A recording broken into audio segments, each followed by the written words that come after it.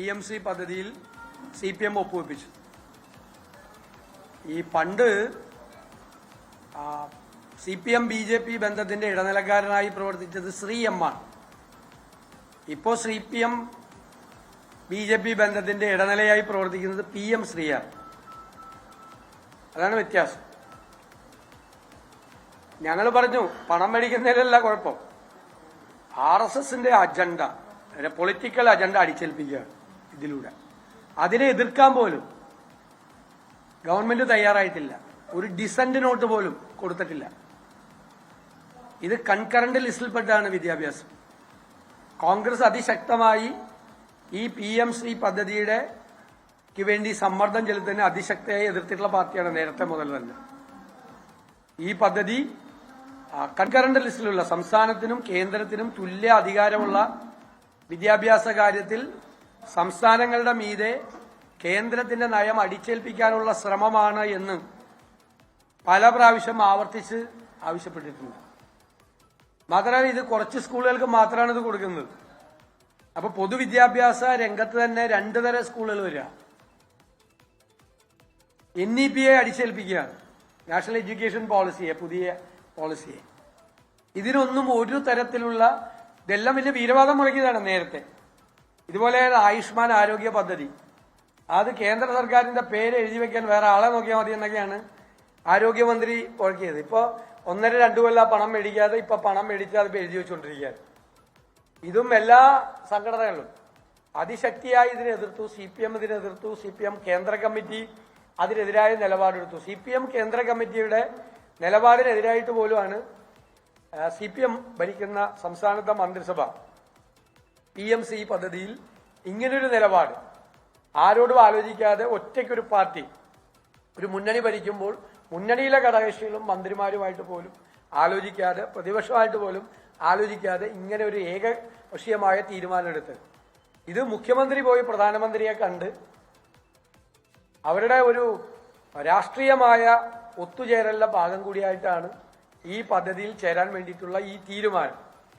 കാരണം CPM-ന് ഇപ്പോൾ CPI-യേക്കാൾ വലുതാണ് BJP എന്ന് തെളിയിക്കുന്നതാണ് ഈ സംഭവം. രണ്ടാമത്തെ സുപ്രധാനമായ ഘടകകക്ഷിയായ CPI-യേക്കാൾ വലുതാണ് CPM-ന് കേന്ദ്രം ഭരിക്കുന്ന BJP എന്ന് ബോധ്യപ്പെടുത്തുന്നതാണ്. ഞങ്ങൾ ഇതിനു മുമ്പ് CPM BJP ബാന്ധവത്തെ പറ്റിയുള്ള നിരവധിയായ പ്രതിപക്ഷ ആരോപണങ്ങൾ ശരിവയ്ക്കുന്നതാണ് ഈ തീരുമാനം.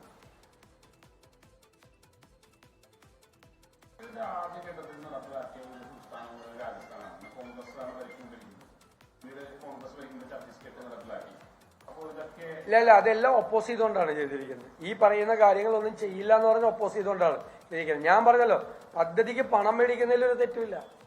പദ്ധതിക്ക് പണം മേടിക്കേണ്ടത് കേന്ദ്രത്തിന്റെ അവരുടെ ആരെങ്കിലും വീട്ടിൽ നിന്നാണ് പണം എടുക്കുന്നത്. പണം മേടിക്കുന്നതിന്റെ ഒരു കുഴപ്പമില്ല. പക്ഷെ ഈ അജണ്ട കൂടി എഗ്രി ചെയ്തുകൊണ്ടാണ് ഇവിടെ പൈസ മേടിക്കുന്നത്. അത് കോൺഗ്രസ് അതിനെ ഒപ്പോസ് ചെയ്തുകൊണ്ടാണ് വാങ്ങിച്ചിരിക്കുന്നത്. ഇത് നടപ്പാക്കില്ല എന്ന് പറഞ്ഞുകൊണ്ടാണ് പണം വാങ്ങിച്ചിരിക്കുന്നത്. ഇത് ഇപ്പൊ പൈസ കൊടുത്തില്ലെങ്കിൽ ബാക്കിയുള്ള പദ്ധതികൾ കൂടി പണം കൊടുക്കില്ല എന്ന് ഭയപ്പെടുത്താം കേന്ദ്രം. അതിന് കീഴടക്കിക്കൊണ്ടാണ് ചെയ്തിരിക്കുന്നത്. അതിനെ ഒപ്പോസ് ചെയ്തുകൊണ്ടാണ് ഈ അജണ്ടയ്ക്ക് എതിരായിട്ട് നോട്ട് കൊടുത്തുകൊണ്ടാണ് തീരുമാനമെടുത്തിരിക്കുന്നത്. കോൺഗ്രസ് ആ നയം പ്രഖ്യാപിക്കുകയും ചെയ്തിട്ടുണ്ട്. ഇതാണ് കോൺഗ്രസിന്റെ നയം. അല്ല, അന്ന് ഒപ്പിടുമ്പോ ഈ കണ്ടീഷൻസ് ഇല്ല. അന്ന് ഒപ്പിടുമ്പോ ഞാൻ എന്നോട് സംസാരിക്കാൻ അനുവദിക്കും.